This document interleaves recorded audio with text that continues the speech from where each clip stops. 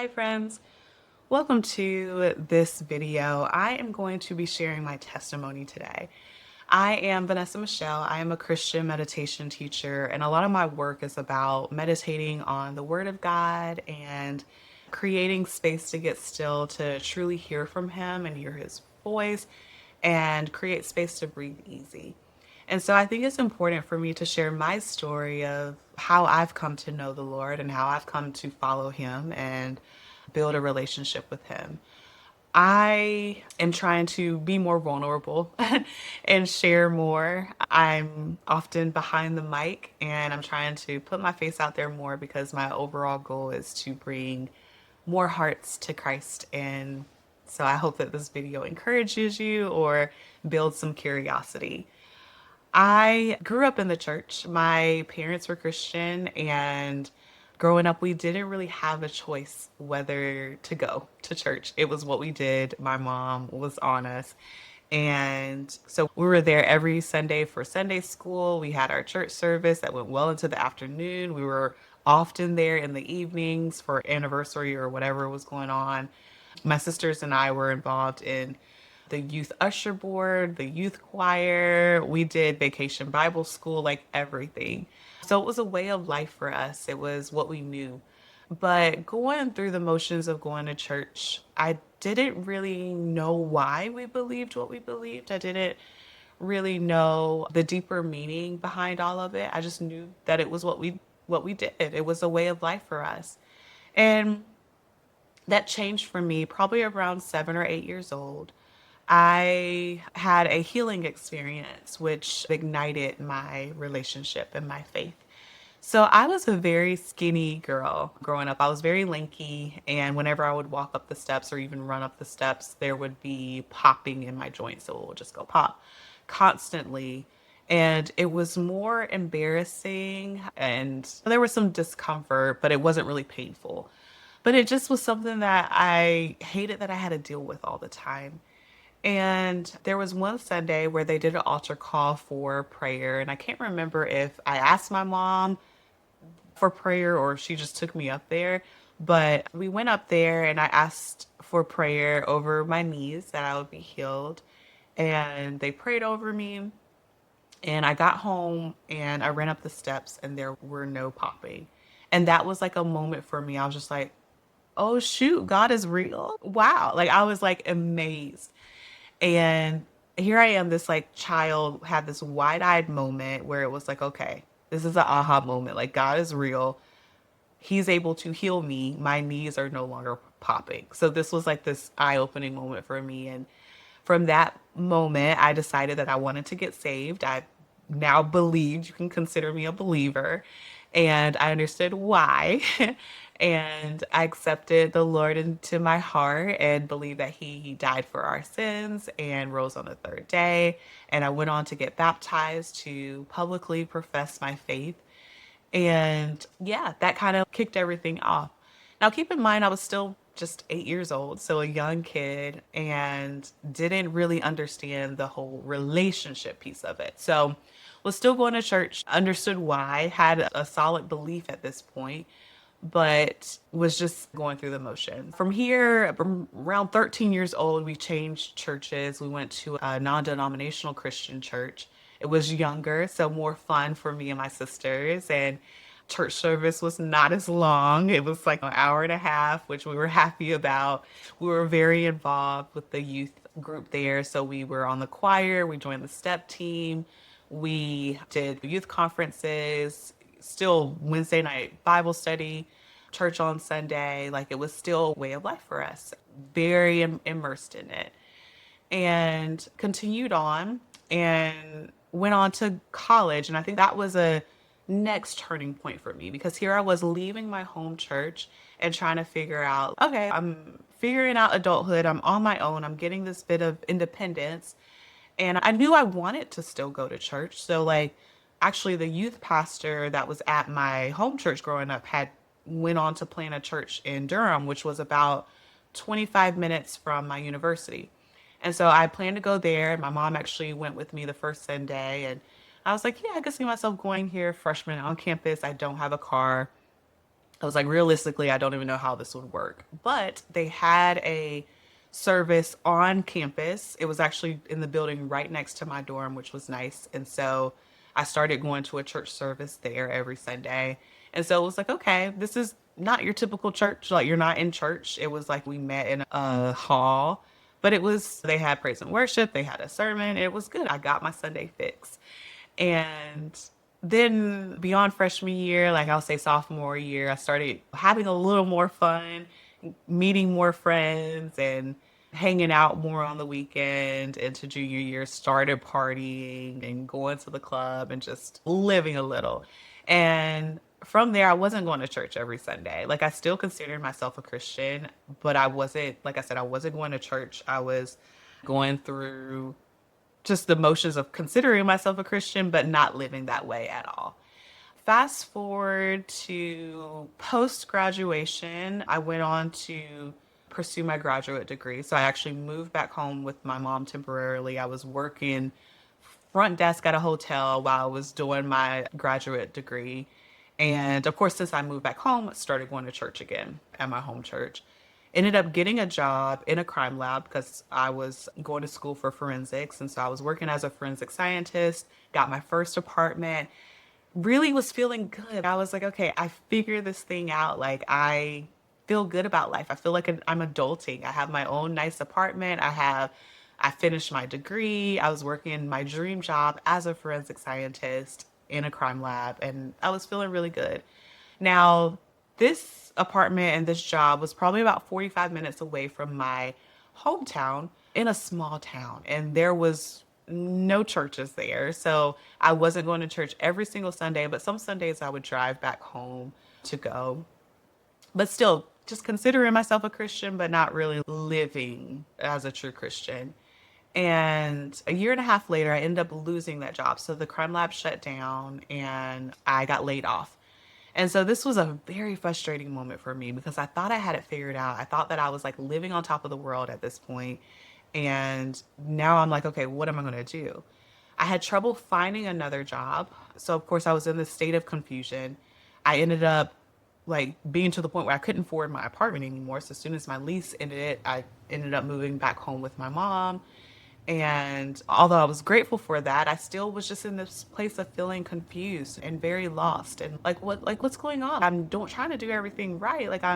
I did the degree, I did the school stuff, I excelled, I was a great scientist. I could not understand why I couldn't find another job. And so at this point we're pushing almost 6 months out and I'm like, what am I doing? I don't know what's going on. Like, unemployment's running out. I cannot find another job. I don't know what I'm doing with my life and was feeling very isolated and lonely because my friends, they were figuring things out. They were having stable jobs and seemed like everything was going well with them, but no one really understood what I was going through, the inner thoughts that I was struggling with. And I felt very lonely, very isolated.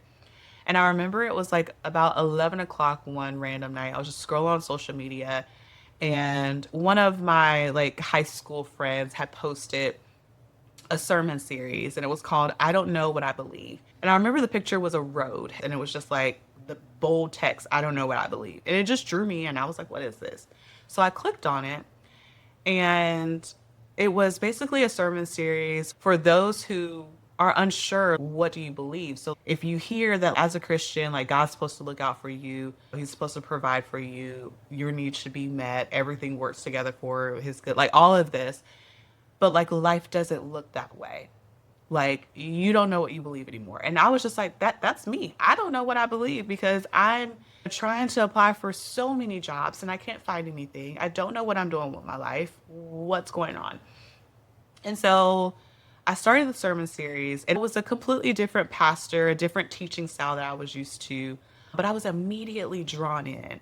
And I was like, wow, these messages are really good. And so I stayed up until 3 a.m. watching this whole sermon series back to back. And it was so encouraging. And it had me literally in tears because every message was just for me, what I needed in that moment, where I was questioning everything. I was questioning life. I didn't know what I was doing or what my purpose was or what I was meant to do with life. And the sermon series literally rocked me to my core. And I was just like, wow, like I'd never experienced the word in that way. I've never experienced the word taught in that way. So the next day, I went out and I got a new Bible. I had been using the King James Version for literally years because that's what my pastors had taught from the time. But this pastor taught from the New International Version, so NIV. And I went out and I got a new Bible and I was like, I actually understand a little what it's saying. I also got a beautiful journal. It was gold trim. I hadn't planned on getting a journal. I just saw it and captured my eye and I got it. And then that night, I wrote my first letter to God. So, dear God, and literally let the words pour out onto the page.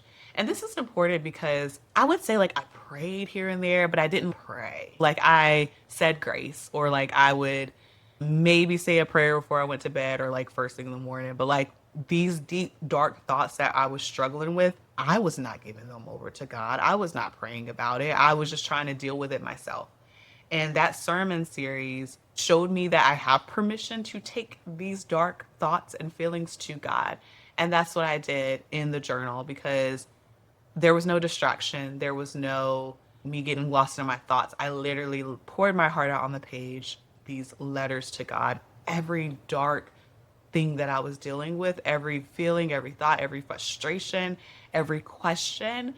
I let it pour out onto the page. And I say that that moment I rededicated my life to the Lord and decided that I wanted to have a relationship with him because from before that point I was just going through the motions. I was going to church.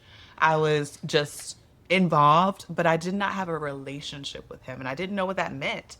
And so for me to build that intimacy with him with like reading his word from a new way and then writing these letters out to him where I'm truly praying to him. I'd never even heard of prayer journaling. I just decided to try this new way randomly and it transformed my relationship with him. So I say that was like a turning point because at that point, before then, I knew God was real. I believed in him. But from this point, I had a relationship with him because I learned to talk to him and really rely on him and really trust him with everything that I was carrying.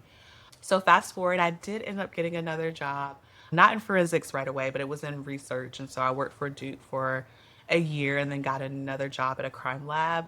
Ended up getting laid off from that job because that crime lab shut down. But thankfully, through connections, I was able to find another job pretty quickly. And that brought me to Northern Virginia. The initial layoff happened 2013. And so I moved to Northern Virginia 2015. I'm getting involved in church. I find a church that I love. I'm like continuing to have quiet time with the Lord. I have a devotional I'm following every morning. I'm praying. I'm like trying to live right. Fast forward to 2020. We all know what happened in 2020. And I'm sure this was a transition point for many of us, but I was in a unique place because I was healing from heartbreak. I had a few months prior, I had called off a wedding, like 2 weeks literally before my wedding. I called off my wedding and was healing from heartbreak. I was trying to figure out who I was and like what I'm doing in life still at this point. And then 2020, and we know what happened. So there, I was pulled into this further place of isolation. And now for me, it wasn't challenging in the beginning because I'm an introvert. And honestly, I was like, this alone time is nice because I didn't really want to be around anyone because I was still in a deep place of healing and just trying to figure out things. And I decided that I wanted to start studying the Bible randomly. I can't even remember what drew me into this. So before then, remember, I had a daily devotional, like I was just doing the Jesus calling. And if you're familiar with it, it has like a set theme for every day, and you will have a verse or a passage, but it doesn't go in order. You're not covering a whole book in the Bible, you're literally just jumping around. And I had this random pull to start Bible journaling one. And I wanted to start truly studying the Bible because I had never done that before. And I had all this extra free time because we weren't going out and doing anything outside of that. So I got me a new Bible. It was the Journal of the Word Bible. I probably saw someone have it on social media and I was like, oh, that's a pretty Bible. I think I want one. And I got it and found the first five apps. So this devotional went book by book in the Bible. And so, like, you would have a 30 or 40-day devotional, and you're going a chapter a day through a book in the Bible. So you're understanding the context of it and you're learning how to apply it to your life. And I was like, this is perfect. And I would literally spend hours for my quiet time. Like every day, I was studying the word and experiencing it in a new way because like I said, I was spending hours studying it and going chapter by chapter and like completing a whole book of the Bible and having a thorough understanding of it. And that up leveled my relationship because, of course, I would have my quiet time, but it took it to a new place because I was starting to truly understand the context of all these verses that I had been reading like individually. Now I understand, okay, what was happening in their time and how I can apply it to my life. And I've been going really slowly through it. Like I honestly have not finished the entire Bible, like doing this in-depth study. And it's been 5 years later. So like I'm going through it very slowly, like I said, chapter by chapter. And I'm using a commentary. I'm using the first five or was using the first five devotional to dive deeper into the word. I'm taking detailed notes like in my margins and just experiencing it in a new way. And so now, fast forward to where I am now in 2026, a lot has changed. Like, I'm married, I have two beautiful kids, and I am still building that relationship with God. I know that I still have a lot to grow as a Christian. I still consider myself like, I don't think I ever will have arrived. I don't think no Christian ever arrives because you're always learning, you're always experiencing the Lord in a new way. But now me and my husband Justin are doing a Bible study together. So we're using the Year in the Bible by Daily Grace Co. And we're studying the Bible in a different way. I still deal with a lot of dark moments and struggles. Like with both of my kids, I had postpartum depression and there are seasons where I question God and I'm like, where are you? Like, I can't hear you. I don't feel you near. And I know one thing is for sure. He is always there. Even the times where I feel like he's silent, even when I'm waiting for him to answer, I feel like these quiet moments is when I need to draw closer to him. And I know our relationship is going to continue to grow. And he is one thing that remains the same throughout it all. God has been like my rock, my source of strength on the days where I'm like, I don't know how I'm going to continue on. I lean into prayer more than I have ever in life, especially as being a mom of two young kids. And now it's my work. Like, I am a Christian meditation teacher. Like, it's my calling to share the word of God with others and to help lead others to meditate on his word and experience it in a new way. I hope that my story encourages you. So, like, whether you are in a place where you don't know what you believe, but you're curious, I hope that my story has sparked some curiosity. And then, if you do consider yourself a Christian but don't have a true relationship with Him, I do encourage you to start one because that can definitely take your whole experience and your whole faith life to a new place. So, yeah, if you made it to the end of this, thank you for being here. Thank you for listening. I would love to hear your testimony if you have one to share. I would love to hear some highlights or how God has moved in your life if you want to share it in the comments below. I just feel like this world can be so dark and heavy at times, and we need some light. We need some light in the world. So I hope that the work you see here encourages you, and I hope that you try a meditation. I hope that you listen to the Sunday sessions. I hope that you're encouraged and inspired. And yeah, I'm right here with you. So thank you for joining me. I have a lot more videos coming soon, including my journey of how I became a Christian meditation teacher. But I will see you in the next one. Bye.